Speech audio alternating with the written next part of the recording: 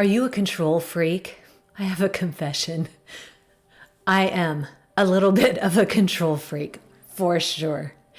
And I have a secret, which is that if you're here, you probably are too. So one of the things that I know entrepreneurs and leaders struggle with is this balance between control, having things done the way you want it done, and allowing for creativity from your team. Relly Nadler has a great tool called the Leadership Tool 2-Step. And the tool works like this. You give specific, clear expectations and instructions, and then you step out. Later, step back in. If the person's on track, great. Praise, reiterate, these are my clear instructions, step back out. If they're off track, right the ship. Give them the specific feedback they need, clarify your expectations, and then step back out. So you're stepping in and out with your team to keep them on track. Most of my clients, and even for me, the reason why I became an entrepreneur is because I wanted to have control over my own life.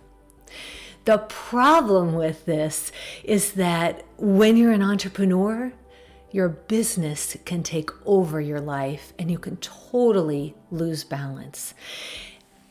This is true for me, where my business was taking over everything. And I felt like my life was kind of crammed in around the edges, and I totally lost track of what was truly important and having balance and joy. So I made a commitment about 1.5 years ago, maybe 2 years ago, to create a life I absolutely love that my business fits into. Frankly, it was terrifying because what happened is that meant in order to elevate me into my zone of genius, I had to delegate all the stuff that I was still holding on to and trying to keep control over.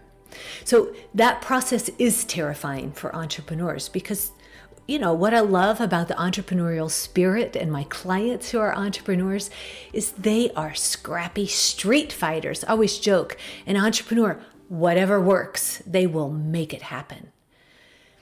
But at some point, that winning strategy at the beginning of your business actually harms you because it means you're doing things that you have no business doing.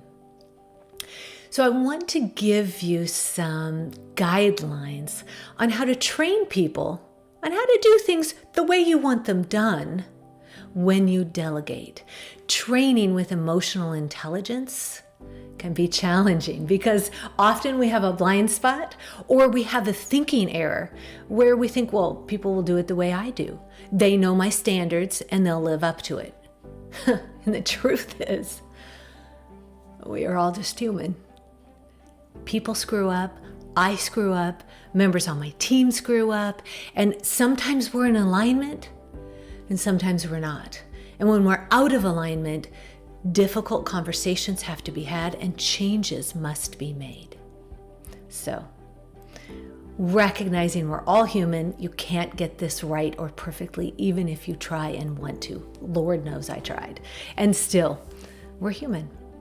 Next week, I'll be giving you specific tips on how to delegate to elevate and train your team with high emotional intelligence. I'll see you then.